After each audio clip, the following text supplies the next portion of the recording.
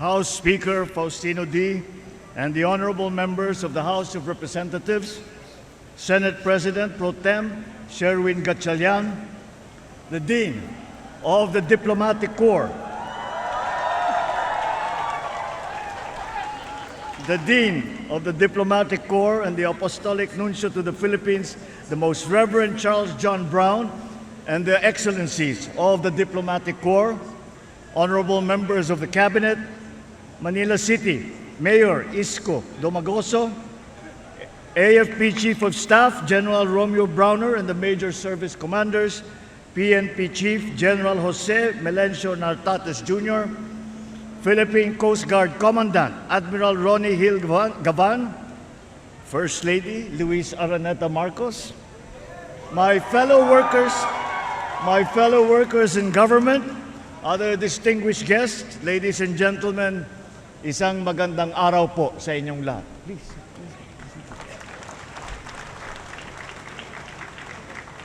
Sa araw na ito, ginugunita natin ang ika-128 anibersaryo ng proklamasyon ng kalayaan ng Pilipinas. Sa loob ng lampas 300 taon, naging kolonya ang ating bansa. Sa ilalim ng pamumuna ng dayuhan, dinanas ng ating mga ninuno ang kahirapan, kawalan ng katarungan at pang-aapi.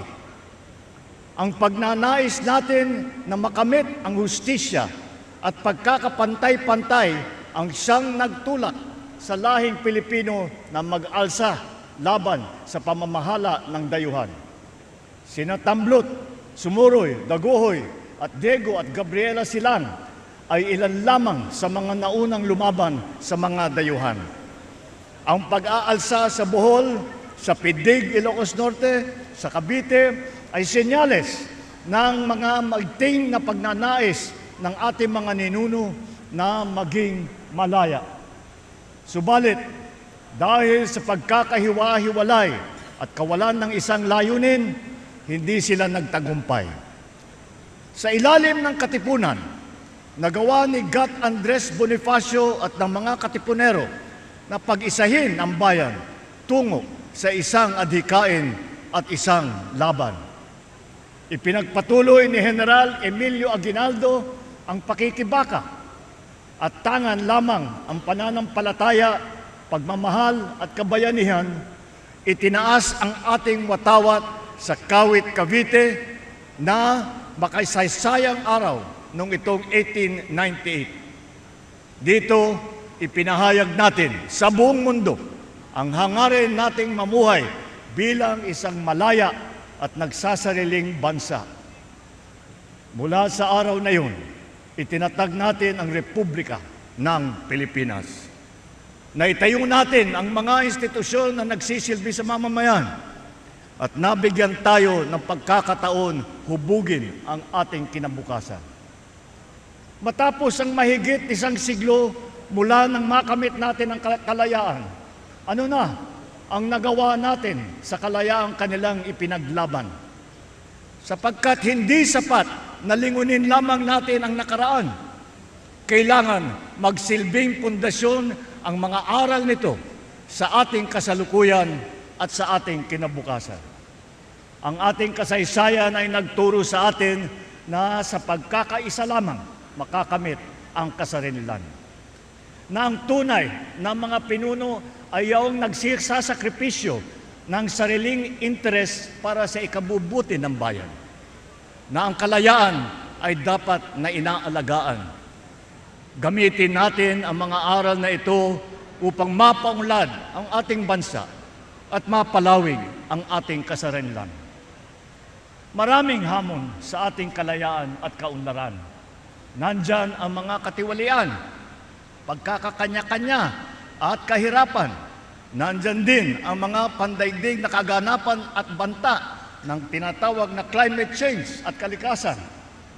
Ngunit sa kabila ng mga ito, nananatili ang aking paniniwala at pag-asa sa galing, sipag at kabutihan ng ating lahi, ng lahing Pilipino. Sa maraming pagkakataon na ipakita natin ang ating kakayahan na manindigan para sa tama, na magmalasakit sa kapwa, na bumangon sa harap ng pagsubok. Lalo na sa panahon ng kalamidad, na ipapakita natin ang ating pagkakaisa, pagtutulungan at ang ating malasakit. Sa bawat Pilipino, ito ang aking panawagan. Huwag po tayong mapagod na mahalin, piliin at ipaglaban ang Pilipinas. Ipalalim natin ang ating kamalayan, maging mapanuri sa katotohanan. Gamitin natin sa tama ang ating kakayahan, hindi sa masama.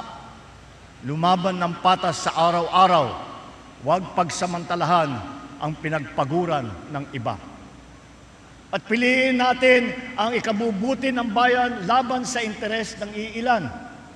Kung mananatili tayong tapat sa mga adhikaing ito, matitiyak tayong magmamana ang mga susunod ng henerasyon ng isang bansa na mas matatag, mas makatarungan at mas maunlad. Tandaan natin na ang kapayapaan, kasarinlan at kalayaan na ating tinatamasa sa ngayon ay tinubos ng dugo ng mga nauna sa atin. Naway magsilbing bigkis ang ating bandila, ang ating pambansang awit at ang ating pagka-Pilipino sa pagbuo ng isang bagong Pilipinas. Maraming salamat po. Mabuhay ang ating mga bayani. Mabuhay ang sambayanang Pilipino. Mabuhay ang Republika ng Pilipinas.